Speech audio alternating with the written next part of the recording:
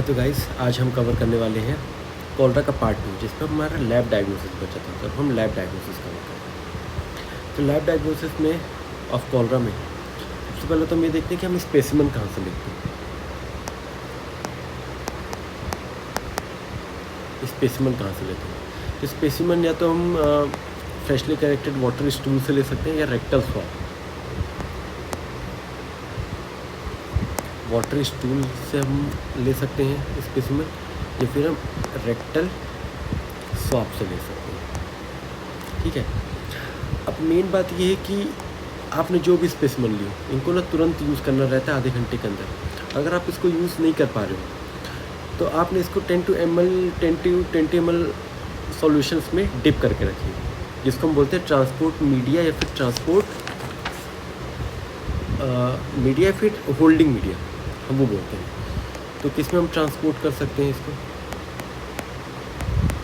Transport के लिए हमारे पास वेंकटरमन रामकृष्ण मीडियम है, जिसको हम VR मीडियम बोलते हैं, वेंकटरमन रामकृष्ण मीडियम। ठीक है। और हमारा अल्कलाइन सॉल्ट ट्रांसपोर्ट मीडियम है, अल्कलाइन सॉल्ट ट्रांसपोर्ट मीडियम है। ठीक है। कैरी ब्लेयर्स मीडियम है,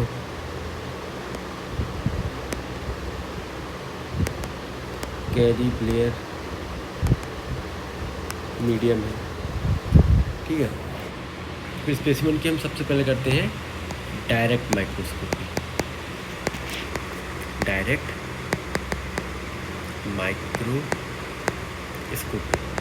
माइक्रोस्कोपी में हमको क्या देखने को मिलेगा? वही comma shaped short curve gram negative rods देखने को मिलेगी। क्या? Comma shaped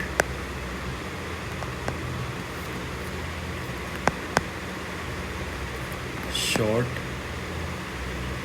curved gram negative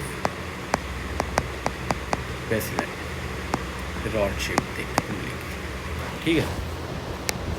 ये देखने को मिलेगा आपको। और इसके अलावा फिर हम कल्चर करेंगे। तो कल्चर हम न्यूट्रिएंट आकार पे करते हैं।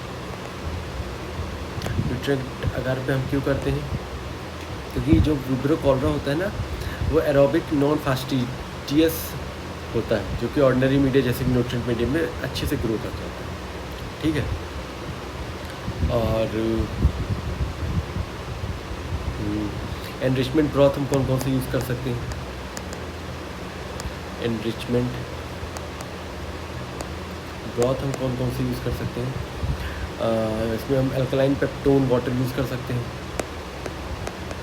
अल्कलाइन पेप्टोन वाटर का इस्तेमाल कर सकते हैं। और सेलेक्टिव मीडिया में हम क्या क्या यूज़ कर सकते हैं? सेलेक्टिव मीडियम में हम क्या क्या यूज़ कर सकते हैं? सेलेक्टिव मीडियम में हम TCBS आकार यूज़ कर सकते हैं। TCBS आकार। ठीक है। और अल्कलाइन बाइल सॉल्ट आकार यूज़ कर सकते हैं। अल्कलाइन बाइल सॉल्ट आकार यूज़ कर सकते हैं, जिसको हम ABS आकार बोलते हैं। ठीक है। और इसके अलावा हम मैकाउंकी आकार यूज़ कर सकते हैं।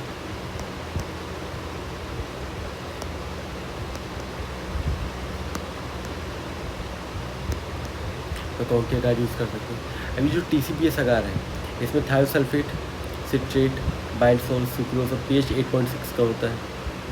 तो विब्रियो कॉलरा ना सुक्रोज फर्मेंट करता है, इसलिए येलो कॉलोनीज देखने को मिलती है। ठीक है। जो विब्रियो कॉलरा है वो सुक्रोज फर्मेंटर होता है, तो TCBS आकार में हमको येलो कॉलोनीज देखने को मिलेंगी।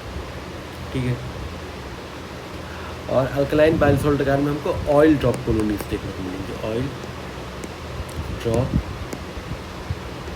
कॉलोनीज देखने को मिलेगी। और मैकाउंकी आकार में, क्योंकि ये लैक्टोज फर्मेंटेशन है, लैक्टोज फर्मेंटर होता है, पर ये लेट लैक्टोज फर्मेंट करता है, तो ना हमको इंक्यूबेशन पीरियड ना बहुत ज़्यादा रखना पड़ता है। जो ट्रांसल्यूसेंट एंड पेल देता है, जो कि बाद में पिंक बदल जाता है। ट्रांसल्यूसेंट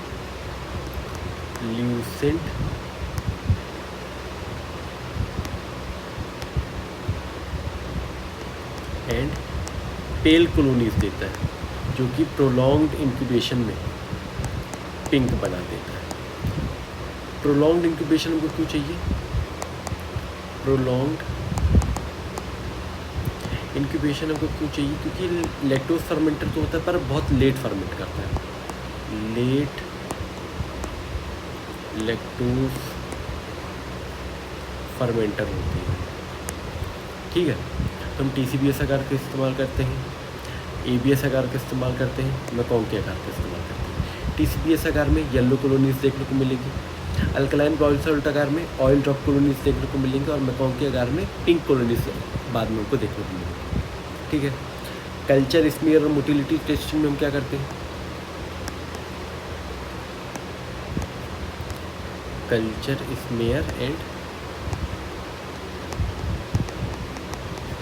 मोटिलिटी टेस्टिंग में हम क्या देखते हैं? हमको ना डार्टिंग मोटिलिटी देखने को मिलती है, डार्टिंग मोटिलिटी देखने को मिलती है। और कल्चर स्मीयर में हमको क्या देखने को मिलेगा? वही gram negative shortcut colonies, gram negative short curve colonies देखने को मिलेगी। डार्टिंग मोटिलिटी हमको देखने को मिलती है। डार्टिंग मोटिलिटी हमको किस में देखने को मिलेगी? हैंगिंग ड्रॉप टेस्ट जब हम करते हैं, हैंगिंग ड्रॉप टेस्ट देखने को मिलता है, ठीक है। आइडेंटिफिकेशन में हम क्या करेंगे? आइडेंटिफिकेशन में क्या करेंगे? आइडेंटिफिकेशन में हम माल्ट ऑफ कर सकते हैं, ठीक है। वाइटेक कर सकते हैं, ठीक है। और या फिर हम बायोकेमिकल टेस्ट भी लगा सकते हैं। अब बायोकेमिकल प्रॉपर्टीज़ कौन कौन सी होती है? सबसे पहले तो हम ये देखते हैं, biochemical properties of vibrio column, ठीक है। ये बहुत इंपॉर्टेंट है। देखो, कैटालीज और ऑक्सीडेज पॉजिटिव होते हैं, कैटालीज एंड ऑक्सीडेज पॉजिटिव देखने को मिलेगा। अब IUCT indole urease citrate, IUCT sorry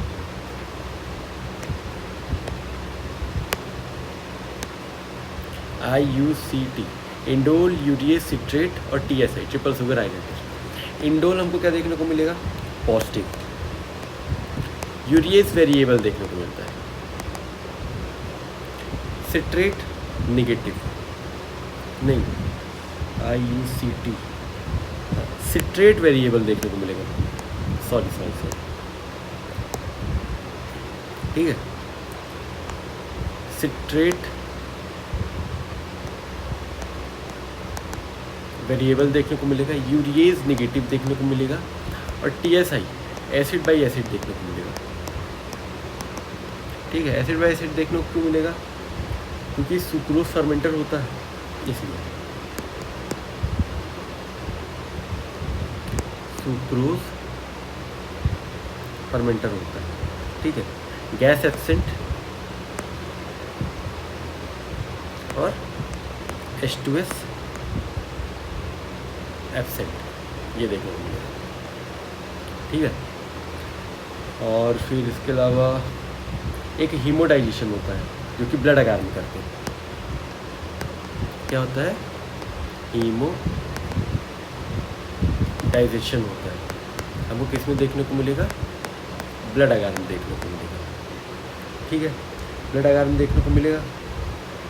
इसमें ये ग्रीन कलर की कॉलोनीज देखने को मिलेगा, ठीक है। इनोक्यूलम के बगल में या फिर उसके आसपास ग्रीनिश कलर देखने को मिलेगा, ग्रीनिश कलर देखने को मिलेगा, ठीक है। और मॉलिक्यूलर मेथड में वही पीसीआर, एएसटी में मिलर हिंटन अगार डिफ्यूजन मेथड के थ्रू ये सब, ठीक है। तो मॉलिक्यूलर मेथड में वही पीसीआर और एएसटी एंटीमाइक्रोबियल ससेप्टिबिलिटी टेस्टिंग में मिलर हिंटन आकार पे Mueller Hinton agar by disc diffusion method,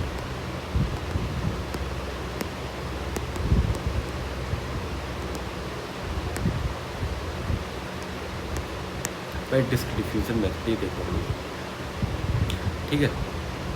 और इतना ही है बस,